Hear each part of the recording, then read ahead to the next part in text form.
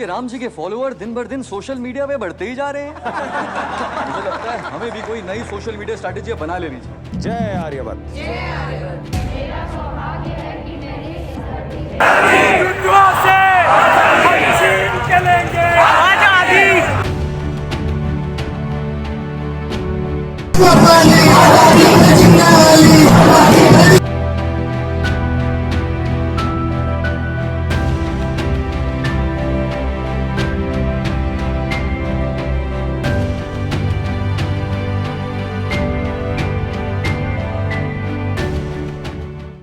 Hello मित्रमंडळी, कशी आहे तुम्ही? जबरदस्तच. आणि मी अँकर परेश पुन्हा एकदा तुमचं सगळ्यांचं स्वागत करतो तुमचाच आवडता कार्यक्रम म्हणजेच चला काय बोलूयामध्ये.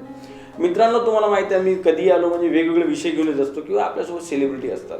पण आज बसून असलं म्हणजे सेलिब्रिटी 100% ना, पण आज बसून सेलिब्रिटी नाही, पण विषय महत्त्वाचा आहे. हो, सध्या भारतात खूप धांदल अशी झालेली आहे तांडव ह्या शब्दामुळे. तांडव हे एक लघु चित्रपट किंवा आपण त्याला म्हणू ते OTT प्लॅटफॉर्मवरचं फुल चित्रपट असं त्याला नाव आलेलं आहे. तांडव या चित्रपटामुळे खूप गोंधळ झालेला आहे आणि ह्या गोंधळ झालेल्याबद्दल आपण बोलणार आज विश्व हिंदू परिषदचे प्रांत मंत्री गोविंद शेंडे सर आहे माझ्यासोबत. त्यांच्यासाठी जोरदार टाळ्या वाजवल्या सर आहेत. सर, सगळ्यात अगोदर तुमचं स्वागत. आणि महत्त्वाचं म्हणजे इतक्या दिवसानंतर भेट, तर सगळ्यात महत्त्वाचा प्रश्न की कशा आहेत तुम्ही? एकदम बढिया. रामाचं काम चालू आहे. रामाचा आशीर्वाद आहे सर्वांवरती. आनंदी आहे. क्या बात आहे. जय श्रीराम. गुरुजी, सध्या परिस्थितीत एवढी धांदल झालेली आहे ह्या एका शब्दाने, आणि ह्या शब्दामुळे खूप असे शब्द समोर आलेले आहेत. तर मला जेवढी माहिती झाली की तुम्ही याच्या अगोदरही ह्या विषयावर तुम्ही येऊन समाजात जागरूकता निर्माण केली होती, पण त्याचा तो परिणाम माहीत नाही काय झाला, पण तांडववर पुन्हा एकदा बवाल झालाय. या देशामध्ये काही लोकांनी असं ठरवून ठेवलेलं आहे की आम्हाला या देशामध्ये तांडव करायचा आहे. तांडव हा शब्द शंकराशी जोडलेला आहे. महादेव जेव्हा रागात आले होते तेव्हा त्यांनी तांडव केला होता. आणि ह्या शब्दाचा दुरुपयोग काही लोक करण्याची इच्छा ठेवतात.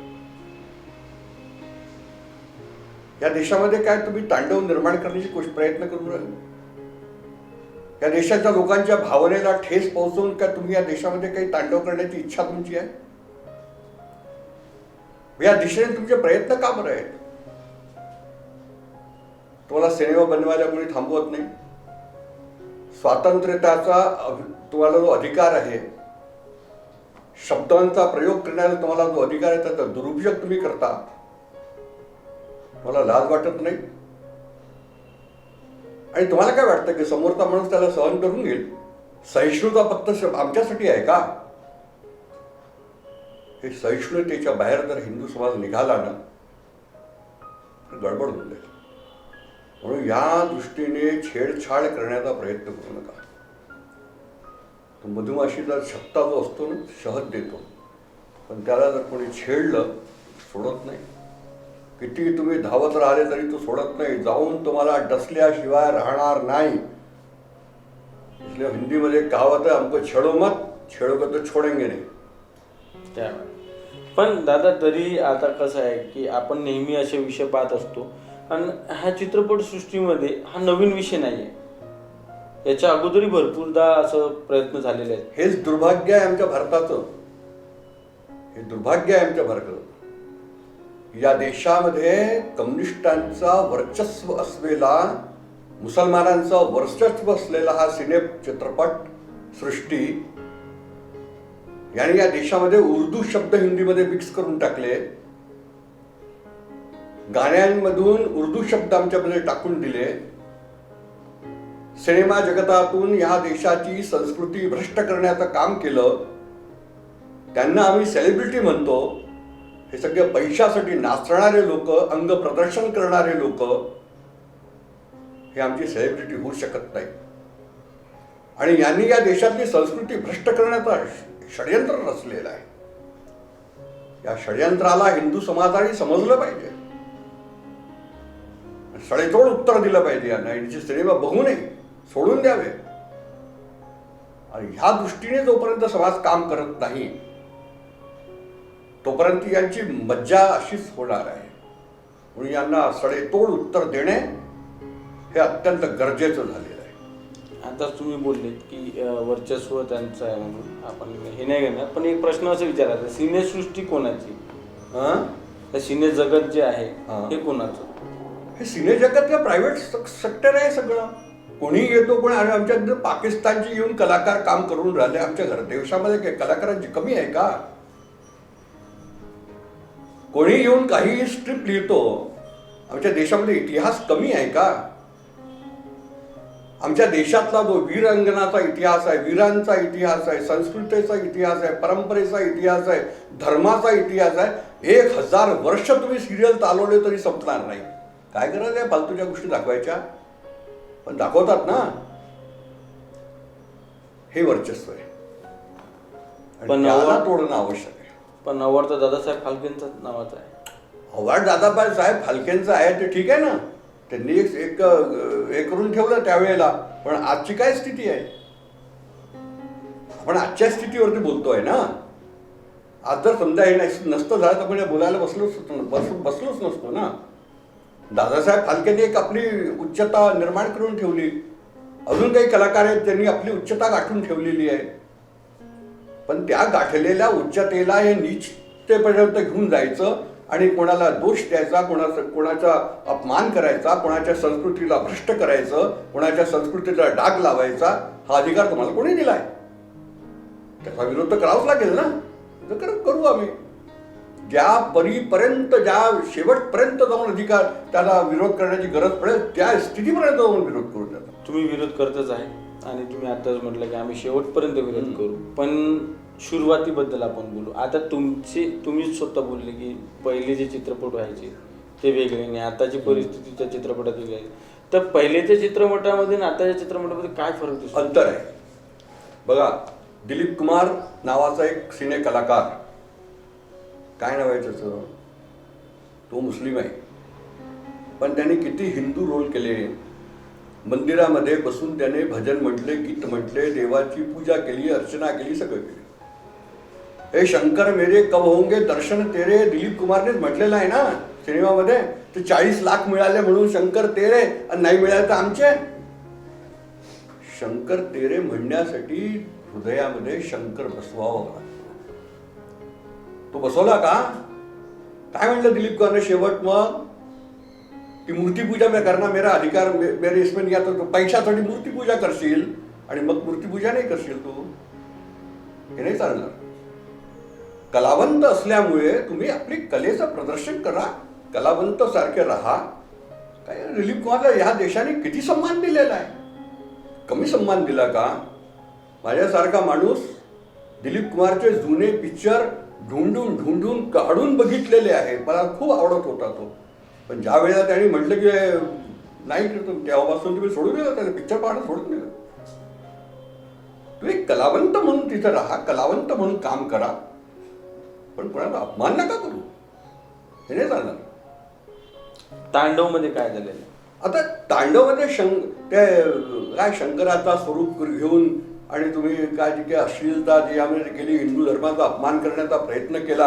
आणि आजच तुम्ही पेपरमध्ये वाचलं की त्यांनी काही त्याच्यातले सगळे त्या डिलीट केलेले आहे, काढलेले आहे, कमी केलेले आहेत, काही शब्द बदललेले आहेत, त्यांनी माफी मागितलेली आहे. तर तुम्ही माफी मागण्यापर्यंत येता कशाला?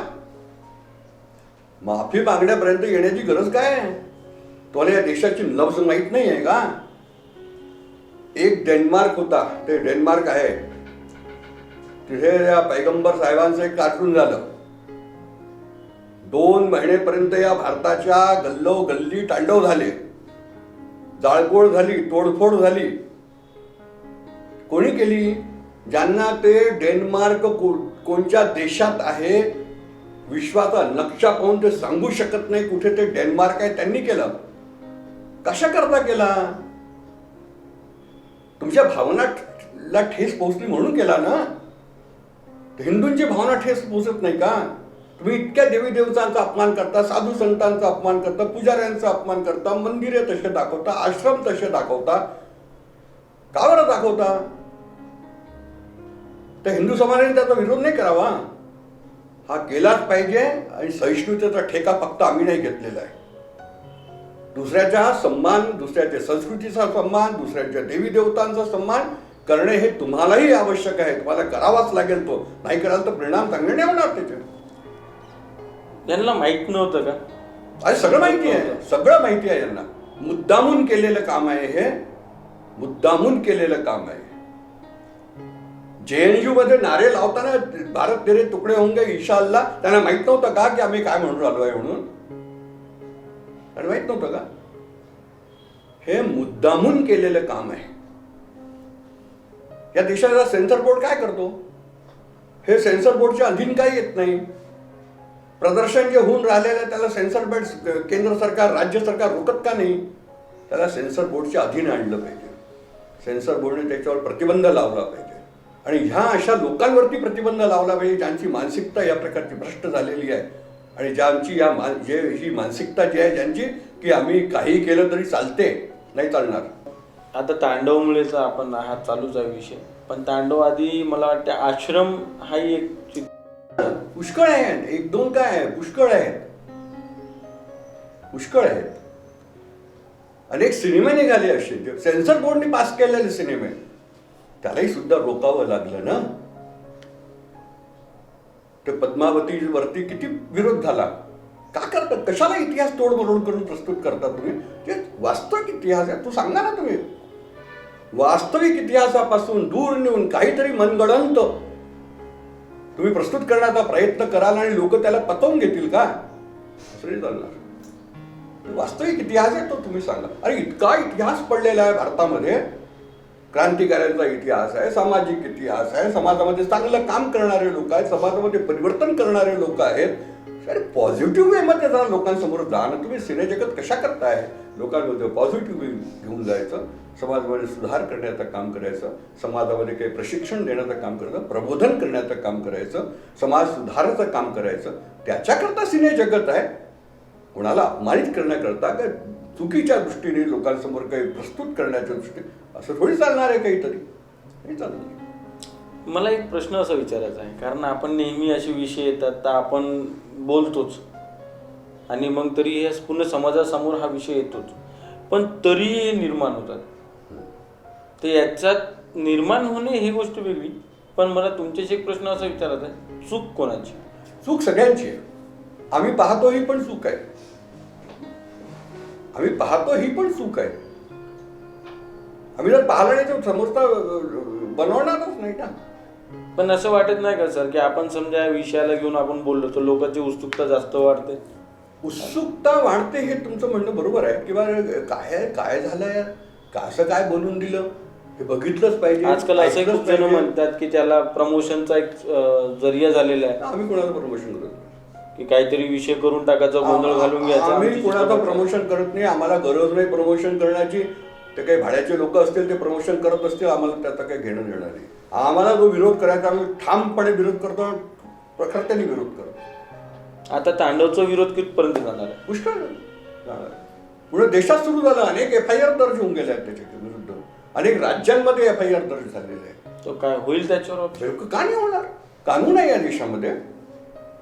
कानूनच आहे. जे लोकतंत्र आहे, कानून आहे, सरकार आहे, पोलीस आहे. आज नाही होईल, उद्या होईल, वेळ लागेल, पण तो विषय मार्गी लागेल. असं कसं नाही लागणार? काय लागेल? आम्ही मार्गी लावण्यापर्यंत त्याच्या मागे लागलं राहू. मार्गी लावू तो विषय. काय व्हायला पाहिजे? व्हायला हेच पाहिजे, हे जितके डायरेक्टर्स आहेत, निर्माते आहेत, पटकथा लिहिणारे लोक आहेत, त्यांनी या देशाच्या भावनेला समजून आणि पटकथा लिहावी, डायरेक्शन द्यावं, निर्मिती करावी. लोक चांगला सिनेमा बघायला लाईन लावून उभे राहतात, पण अश्लील सिनेमे लोक लपून छुपून पाहतात. किती अश्लीलता आज टीव्हीवरती आहे, किती अश्लीलच्या तुमच्या मोबाईलमध्ये आहे. आज किती प्रकारचे त्याच्यामुळे व्हिडिओज अपलोड होतात आहे मोबाईलवरती. त्याचा परिणाम काय होऊन राहिला? आज शिक्षा सुद्धा तुमची ऑनलाईन सुरू आहे. छोट्या छोट्या मुलांच्या हातामध्ये मोबाईल आहे. त्यांच्या हातामध्ये ह्या सगळ्या गोष्टी जात नाहीत का? तुम्ही दाखवणार आहे ज्या पिढीला, नेणार कुठे आहे तुम्ही पुढच्या पिढीला? त्या लहान लहान मुलांच्या हातामध्ये अश्लीलता तुम्ही देऊन राहिले, तुम्हाला काही लाज नाही वाटत? तुम्हाला थोडीशी विचार करायला पाहिजे. आता ह्या आपण ह्या विषयावर घेऊच आणि ते कितपर्यंत जाते हे तर आपण पाहणार जाऊ. पण तुमच्याशी आणखी एक प्रश्न असा विचारायचा की आता लोकांचा दृष्टिकोन चेंज झालेला आहे चित्रपट बघण्याकडे. यंग जनरेशन एक आहे. आता लोक समजा मी तुम्हाला प्रश्न विचारते तर लोक खूप जण ही म्हणतील की नाही त्यांचं वय झालेलं आहे ते काही बोलतात. पण अशा यंग जनरेशनला तुमचं काय मेसेज आहे? यंग जनरेशनला असं म्हणणं आहे बघा, आज जर तुम्ही या वाईट याच्यामध्ये जर गेले तर तुमचं भविष्य काही राहणार नाही. वाईट आणि चांगलं कसं? वाईट आणि चांगलं, जी गोष्ट तुम्ही लपून पाहता, छुपून पाहता, ते वाईट आहे. अंधारात केलेलं काम हे पाप आहे. जे उजेडात केलं, सर्वांसमोर केलं, सर्वांसमोर केलं, ते पुण्य आहे. पुण्य म्हणजे चांगलं आहे. आणि म्हणून पाप जर तुम्ही आज करायला लागला तर तुमचं आयुष्य पापामध्ये जाईल, चुकीच्या रस्त्यावरती जाईल. अनेक रस्ते तुमच्या समोर चुकीचे येतील. सर असं नाही वाटत का की आपण जेव्हा थिएटरमध्ये होतो, जेव्हा थिएटर चालू होते तेव्हा असे चित्रपट खूप कमी होते? बरोबर आहे तुमचं म्हणणं की बा आम्ही, कारण तेव्हा चित्रपटगृहामध्ये आम्ही आमच्या परिवारासोबत जाऊ सर नेम जायचे, पण हे असे आज आज मला तुम्ही सांगा, आज अनेक सिरियल आमच्या समोर असे आले की आई वडिलांसमोर बसून सिरियल पाहता येत नाही, नातवासमोर बसून सिरियल पाहता येत नाही. अशी सिरियल आलेत ना. मग आम्ही कुठे राहून राहिलो आहे? आम्ही आमच्या नवीन पिढीला काय देऊन राहिलो आहे? षडयंत्र षडयंत्र षडयंत्र नुसते, अश्लीलता अश्लीलता अश्लीलता नुसती, हे देऊन राहिलो का आम्ही आमच्या पिढीला? झाशीच्या राणीचा सिरियल आला होता, किती लोकांनी मुला बाळा सकट बसवून पूर्ण सिरियल पाहिलं. मुलांना सांगितलं बा झाशीची राणी अशी होती. महाराणा प्रतापचं सिरियल सगळ्यांना बसवून लोकांनी दाखवलं, बा रे बेटा असा होता महाराणा प्रताप, असे होते शिवाजी, असा होता आमचा संभाजी. तर याच्यावरती लोकांना विश्वास नाही असा आहे. तुम्ही चांगला दाखवा, लोक बसून पाहतील. एक खूप जुनी गोष्ट आहे, आता तुमचं वय नाही आहे. नदिया के पार एक पिक्चर आली होती, बघितली आहे ना? किती साफ सुथरी फिल्म होती ती. किती किती दिवस चालले, 4-4 महिने 6-6 महिने टॉकीजमध्ये चालली आहे ती पिक्चर. शोले लोकांनी, लहान लहान पोरांनी सुद्धा, म्हणजे त्या म्हाताऱ्यापासून तर लहान पोरांपर्यंत 3-3, 4-4 वेळा ते पिक्चर पाहिली लोकांनी. का बरं पाहिली? आमचा परिवार दिसत होता तिच्यामध्ये, आम्हाला आमचं घर दिसत होतं, आमचा भाऊ दिसत होता, आमची सून दिसत होती, आई वडील दिसत होते. त्या पिक्चरावरून आम्ही आमच्या घराची कल्पना करत होतो. आत्ताच्या चित्रपटात काय दिसते? आता या चित्रपटात नुसती षडयंत्र अश्लीलता, याच्याशिवाय काही दिसत नाही. चला आपण तांडवबद्दल बोललेलो आहे. आता हे तर ते धर्माबद्दल बोललेले आहेत, देवाबद्दल बोललेले आहेत, पण काही चित्रपट असे आहेत ज्याच्यात धर्माबद्दल किंवा देवाबद्दल नाही बोलले पण तरीही त्याला बॅन मागतात. हो, ते संस्कृतीला तुम्ही जर इतिहासाला तोड मारून प्रस्तुत कराल त्याचा विरोध करा. तुम्ही पद्मावतीचा विरोध केला की नाही? का बरं केला? मिर्झापूर बद्दल काय विचार आहे? हां, मिर्झापूर नाही, मी तर आज सध्या काही पिक्चर मी काही जास्त पाहत नाही आणि मला वाटतं जवळपास 30 वर्ष झाले असतील मी पिक्चर काही पाहिला नाही. माझ्या लक्षात जर आलं तर मी त्याला थोडंसं हे करतो की काय आहे काय नाही तिथं. त्याच्यानंतर म्हणून मी पर्टिक्युलर कोणत्या एखादा नाव घेऊन, कारण आता मिर्झापूरमध्ये सगळ्यात जास्त म्हणजे शिवी गायब होत आहे. काय चालू आहे सगळं आहे का? डायलॉग कमी, शिवा जास्त आहे. मला तुम्ही एक सांगा, शिवी देणं चांगली गोष्ट आहे का? बिलकुल नाही. मग तुम्ही, मी तर आधीच म्हटलं ना, तुम्ही नवीन पिढीला शिकवण्या काय चालता? पण लोकांना आवडते, लोक म्हणत आहेत, त्यांना ते डायलॉग ते स्टेटसला ठेवतात, व्हॉट्सअपला नेतात, इंस्टाग्रामला टाकतात, टिकटॉक बनवतात. हेच तर चुकीचं शिक्षण तुम्ही देऊन राहिले. नवीन पिढीला बिघडवण्याचं काम करून राहिले. नवीन पिढीला तुम्ही बिघडवण्याचं काम करून राहिले. आज जर समजा एकाल मी आज जर तुम्ही मला एक शिवी दिली, मी पोलीस स्टेशनला जाऊन रिपोर्ट केले, तुमच्यावर कारवाई होईल ना? मग तुम्ही सिनेमामध्ये ती शिवीगाळ करून आम्हाला काय शिकवताय? हे पाहणं प्रशासनाचं काम नाही आहे का? तो जो सेन्सर बोर्ड बसलाय त्याचं काम नाही आहे का? याचा अर्थ आहे की सेन्सर बोर्ड आपलं काम व्यवस्थित करत नाही आहे, सरकार आपलं काम व्यवस्थित करत नाही आहे. भाई, एखादी गोष्ट समाजामध्ये जर जाऊन राहिली त्याचा परिणाम काय निघणार आहे याची तर कल्पना करा. सिनेमामध्ये आजकाल सिगरेट पिणं बंद केलं ना, खाली लिहून येतो. येतं ना, कोणता हिरो आजकाल सिगरेट पिताना दिसतो का तुम्हाला? कमी झालं नाही, बंदच किंवा केलं. लिहून येतात. हा? दारू पिणं. तर हे तुम्ही जर तो सिने कलाकार सिगरेट पिताना दिसला तर नवीन पिढीचा पोरगा जो आहे त्यालाही वाटतं की मी सिगरेट पिली पाहिजे. तो दारू पिताना दिसतो तर मी दारू पिली पाहिजे. तो अश्लीलता करताना दिसतो तर मी अश्लीलता केली पाहिजे. तो कारण की तो आदर्श म्हणून उभा राहतो. ती पिढी हे विसरून जाते की हे आदर्श नाही आहे, पैशासाठी करून राहिले. तेवढी समजच नसते. मग तेवढी समज नसते आणि म्हणून त्या कोमळ हृदयावरती, कोमळ बुद्धीवरती तुम्ही परिणाम करता, कॉन्स्टंट हेमरिंग करता आणि तो पोरगा बिघडून जातो. आता कसं असतं सर, मला आपण कोणत्याही एका मार्गाने समजा कार्य केलं तर तो मार्ग बरोबर होईल मला असं वाटते. तर आता तुमचे जे सगळे प्रश्न आहेत हे सगळे प्रश्न कोणासाठी आहेत? आम जनतेसाठी आहे, काय करावं? सरकारसाठी आहे.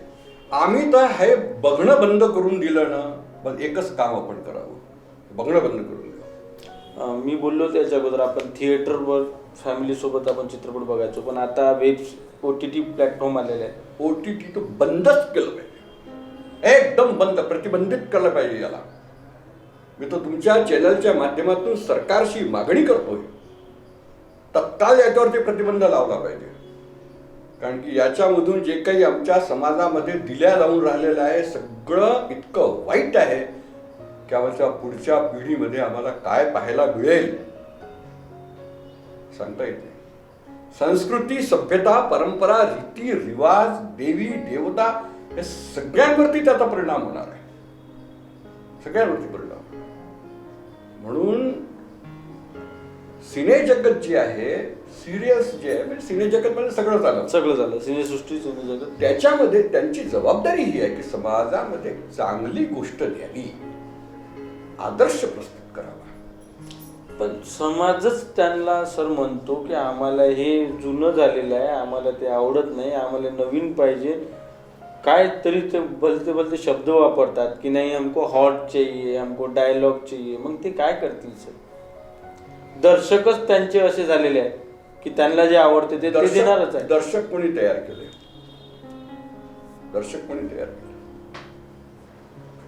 मार्केट में वो बिकता है जो दिखता है, मार्केट में जो दिखता है वो जो दिखता है. आप जो दिखाओगे वही बिकेगा. आप दिखा क्यों रहे हो? आता आपण एवढं चांगलं आपण बोलत आहे, तुम्ही एवढं चांगलं मेसेज सगळ्यांना देत आहे, तुम्हाला काय वाटते किती प्रतिसाद आपल्याला काय भेटणार आहे? फरक होतो. कुठे ना कुठे कोणीतरी विचार करतो. मला एकदा चांगलं आठवतं, आमचे एक मोठे कथाकार होते. त्या कथाकारांना एका पत्रकाराने प्रश्न विचारला की तुम्ही इतक्या कथा केल्या, इतकं सगळं तुम्ही रामाच्या बद्दल सगळं सांगता, तुम्हाला काय वाटतं की तुमच्या या कथेमुळे, तुमच्या या प्रवचनामुळे या देशातल्या लोकांमध्ये परिवर्तन आलं का? तर त्यांचं जे उत्तर होतं ते उत्तर तुमच्यासाठी पण आवश्यक आहे की मी माझ्या जीवनामध्ये जितक्या कथा केल्या असतील, जितके प्रवचन केले असतील, त्याच्यामुळे ह्या देशातल्या 0.001% लोकांमध्ये जरी परिवर्तन आलं असेल, माझं जीवन धन्य झालं. हे गोष्ट खरी आहे. हीच आहे. प्रयत्न करत राहायचे, प्रयत्नांना सोडू नये. सर एक प्रश्न असा की असे विषय नेहमी वारंवार येत असतात, याच्यावर कोणी रोख म्हटलं की आपण नेहमीच आपण सगळं समोर असतो. विश्व हिंद परिषद आपण म्हणून समाजासाठी कार्य करतच असतो. तर असं वाटत नाही काय सर की तुमचं एक असं संघटन किंवा तुमचं अशी एक कमिटी बनली पाहिजे की ते चित्रपट सृष्टीकडे लक्ष देईल? मला आवश्यक नाही वाटत. या देशामध्ये रामाच्या अस्तित्वाला अस्वीकार करणारे लोक आहेत. हे म्हणतात की राम जन्मच नाही झाला असे म्हणणारे लोक आहेत. रामायण, रामचरित्रमानस हे काल्पनिक कथा आहे, काल्पनिक पुस्तक आहे असं म्हणणारे लोक ज्या देशामध्ये आहे, राम मंदिराचा विरोध करणारे लोक या देशामध्ये आहे, त्या देशामध्ये आम्हाला हे परिवर्तन करण्याकरता लोकांची गरज आहे की जे एक दिशेने बोलतील, एक दिशेने चालतील, एक दिशेने म्हणतील आणि ह्या अशा सगळ्या गोष्टींचा विरोध करतील. तेव्हा परिवर्तन देशामध्ये होतं ना. त्याच्याकडे एक सेल निर्माण करायचा आणि त्याने काम करायचं. आता गौहत्येवरती कानून आहे, महाराष्ट्रातही आहे, मध्य प्रदेशातही आहे, छत्तीसगडमध्ये पण आहे, राजस्थानमध्ये पण आहे. का गोहत्या रुकली का? गोहत्या होऊन राहिली आहे. ज्याला कानून तोडायचा आहे याने शपथच घेतलेली आहे, मी कानून मानणार नाही, कानून की बात को मैं सुनूंगा ही नहीं, मैं कोई कानून नहीं मानूंगा, मेरा तो काम आहे कानून तोडणं. त्याला काय करणार आहे? पण काही लोक असे असतात ना सर की समोर येऊन श्रीराम मंदिरासाठी ते लाखो रुपये देतात आहे. हे कशामुळे ते देतात? पण ह्याच देशातले ना ते पण ते म्हणून तर म्हणलं की म्हणजे किती वर्ष लागले? 500 वर्ष लागले. राम जन्मभूमीचा आंदोलनाचा विषय 500 वर्षाचा आहे, पण 1528 पासून सुरू आहे. 5 लाखापेक्षा जास्त लोकांचं बलिदान होऊन गेलं. 74 युद्ध लढावे लागले, कोर्टामध्ये केस लढावी लागली, कोर्टामध्ये किती प्रतिवाद करावे लागले, रेग्युलर सुनवाई झाली कोर्टामध्ये, तेव्हा जाऊन कुठे स्थिती निर्माण झाली. तो विरोध करणारा कोण होता? रामाला विरोध करणारा पण हिंदू होता. परिवर्तन घडवून आणण्याकरता अनेक प्रयत्न करावे लागतात, अनेक प्रयत्न करावे लागतात. चाणक्यासारखी स्थिती या देशातल्या राजकारणांची नाही आहे. मला आठवत असेल किंवा तुम्ही वाचलं असेल कुठे किंवा सांगितलं असेल इथं, चाणक्याकडे एक जण भेटायला गेले, तर त्यावेळेला ते जी चिमणी जळत होती ती त्यांनी विझवली आणि दुसरी चिमणी लावली आणि मग त्याच्याशी वार्ता करायला बसले. तर त्याने विचारलं की तुम्ही ही विझवली आणि ही जाळली मग माझ्याशी बोलता? तो म्हणे ही राजकीय आहे, याच्यात तेल जे जळत आहे ते राजकीय आहे. मी आतापर्यंत राजकीय काम करत होतो म्हणून राजकीय तेलाचा खर्च करत होतो. आता तुम्ही मला वैयक्तिक भेटायला आले आहे म्हणून हे माझ्या पगारातलं तेल जे आहे ते जळत आहे. ही स्थिती आज राजकारणात आहे का?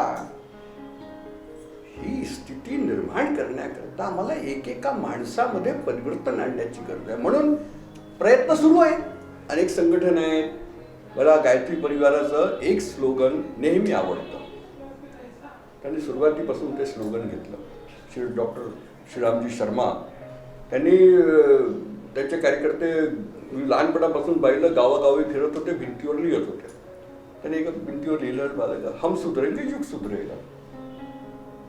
अरे हम सुधरेंगे म्हणजे काय आहे?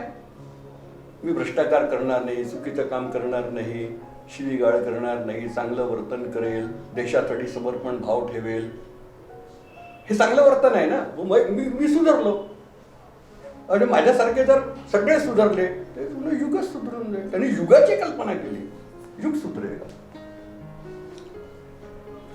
वाटतं सर परिवर्तन येईल? बिलकुल येईल. रावण जेव्हा होता तेव्हा कोणाला वाटत होतं? त्याने तो पूर्ण त्रिलोकामध्ये हाहाकार मचवून ठेवला होता. नवग्रहांना आपल्या सिंहासनाच्या पायाशी बांधून ठेवलं होतं. झालं परिवर्तन. त्याचा वध झाला. रावण असो, कंस असो. या देशामध्ये अंग्रेजांचं शासन होतं. कोणी कल्पना केली होती अंग्रेजांचं शासन संपेल? या देशामध्ये मुसलमानांचं शासन होतं, मुघलांचं शासन होतं. उभा झाला ना शिवाजी, उभा झाला ना राणा प्रताप, उभी झाली नाही झाशीची राणी. परिवर्तन होणार, नक्की होणार आहे. आणि परिवर्तन हे प्रकृतीचा नियम आहे, हे होणारच आहे. आपण हे म्हणू शकतो थेंब थेंब तळे. बिलकुल. एक एक माणसाच्या प्रयत्नांनी परिवर्तन होणार आहे. आणि म्हणून एकेका माणसाला जागवायचं. त्याला माणुसकी आणि व्यवहार, राष्ट्रप्रती समर्पण, संस्कृतीच्या प्रती समर्पण, समाजाच्या प्रती समर्पण, आपल्या पूर्वजांनी स्थापित केलेले जे काही मापदंड आहेत त्या मापदंडाचं संरक्षण हे जोपर्यंत होत राहील तोपर्यंत या देशातली संस्कृती, परंपरा, रीती रिवाज, देवी देवता संपणार नाही आहे, चालू राहणार आहे. ते चांगलीच माहिती तुम्ही दिली, खूप चांगला वेळ दिला मला, धन्यवाद सर. सगळ्यात महत्त्वाचा प्रश्न राहिलेला आहे, चला काही बोलूयामध्ये येऊन तुम्हाला कसं वाटतं? मला नेहमी सवय आहे चॅनल्समध्ये जायचं आणि या सगळ्या प्रकारचे डिबेट आणि हे सगळे मला सवय आहे. पण तुम्ही तो विषय घेऊन माझ्याकडे आले आणि त्याच्यामुळे जी मला बोलण्याची संधी तुम्ही दिली आणि तुमच्या चॅनलच्या माध्यमातूनही अनेक युवांकडे, युवतींकडे, लोकांकडे हा जो मेसेज जाणार आहे. माझं सगळं युवक आणि युवतींशी म्हणजे अपेक्षा आहे की त्यांनी ह्या विषयावरती गंभीरतेने विचार करावा. माझं चरित्र, माझं जीवन, माझं जे काही आहे हे माझ्या देशाला इफेक्ट करतो, प्रतिबिंब माझ्या देशावरती त्याचा जाणार आहे. म्हणून माझ्या देशाचं नाव बदनाम नाही झालं पाहिजे माझ्यामुळे, माझ्या एका चुकीच्या कृतीमुळे माझ्या देशाचं नाव बदनाम नाही झालं पाहिजे. ही कल्पना आमच्या सगळ्या युवकांनी आपल्या मनामध्ये बाळगून सर्व व्यवहार करावे अशी मी त्यांना प्रार्थना करतो, निवेदन करतो. तर मित्रांनो कसं आहे, आम्ही हे विषय काढलेला आहे, तांडव चालूच होता, त्याच्यावर आम्ही चांगलंच बोललो, सरांनी मला वेळ दिला त्याच्याबद्दल खूप खूप धन्यवाद. आणि महत्त्वाचं म्हणजे तुमचं काय विचार आहे सर बोलले त्याबद्दल आणि लोक जे बोलतात त्यांच्याबद्दल, तर तुम्ही नक्कीच कळवा आम्हाला. जे टी व्हीवर बघत आहे त्यांनाही सांगू इच्छितो की यूट्यूबवर आमचं चॅनल आहे कृषी समृद्धी टी व्ही चॅनल, तिथे या व्हिडिओच्या खाली तुम्ही कमेंट बॉक्समध्ये कळवा की ह्या व्हिडिओत भेटणारी माहिती किती तुमच्या कामात येणार आहे, किती चांगली आहे, आणि काही तुमच्याकडून काही सजेशन असतील तर तेही तुम्ही नक्की कळवा. तर मित्रांनो सध्यासाठी इथेच एवढंच. पुन्हा भेटूया नवीन कलाकारांसोबत नवीन विषयावर. तोपर्यंत बघत राहा कृषी समृद्धी टी व्हीचा स्पेशल कार्यक्रम म्हणजेच चला काय बोलूया.